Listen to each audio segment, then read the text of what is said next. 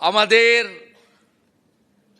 সংকল্পপত্রে যা আমাদের ছিল তার কিছু কার্যকর আমরা করেছি। উল্লেখযোগ্য বিন্দুগুলো বলে জুন মাসের কিছু কর্মসূচি আছে, যেখানে আপনাদেরও এই কর্মসূচি সফলতার ক্ষেত্রে আমি সহযোগিতা প্রার্থনা করে বক্তব্য শেষ করব।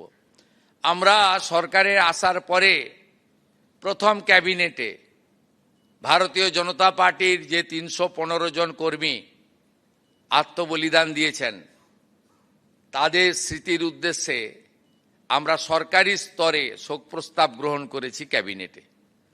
এই পরিবারগুলোর আমরা অর্থনৈতিক দায়িত্ব আমরা গ্রহণ করব ঠিক করেছি। তাদের একটি করে কর্মসংস্থান এই মাসেই আমরা তাদের দেব এবং মুখ্যমন্ত্রীর রিলিফ ফান্ড থেকেও তাদের ৫ লক্ষ টাকা করে দিয়ে এই রিলিফ ফান্ডের কার্যকর আমরা শুরু করব। দ্বিতীয়, আমাদের সবচেয়ে বড় ইস্যু ছিল সীমান্ত সুরক্ষা, অবৈধ অনুপ্রবেশকারী। আমরা বিএসএফকে ল্যান্ড হ্যান্ডওভারের প্রক্রিয়া শুরু করেছি, প্রত্যেক দিনই ল্যান্ড দিচ্ছি। এখনো পর্যন্ত আমাদের যে ৫৫৬ কিলোমিটার জায়গাতে জমি দিতে হবে, আমরা ১০০ কিলোমিটার মতো জমি হ্যান্ডওভার করে দিয়েছি।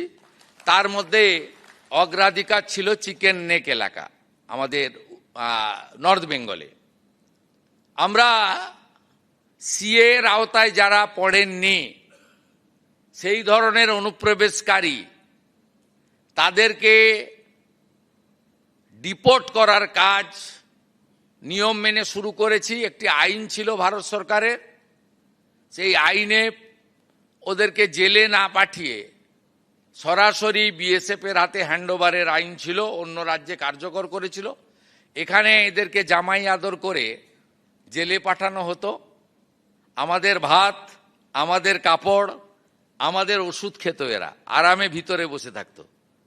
এবারে একবারে সরাসরি হোল্ডিং স্টেশন বানানো হয়েছে বর্ডারের জেলাগুলিতে।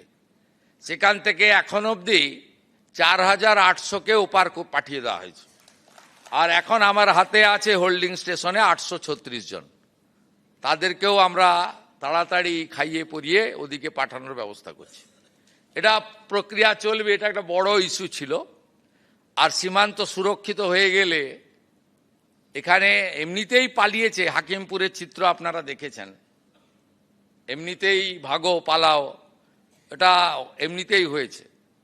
এটা অগ্রাধিকার, নইলে দেশ সুরক্ষিত থাকতো না। বাংলা তো অনেক আগেই ডেমোগ্রাফি চেঞ্জ হয়ে গেছে, আপনারা সবাই জানেন।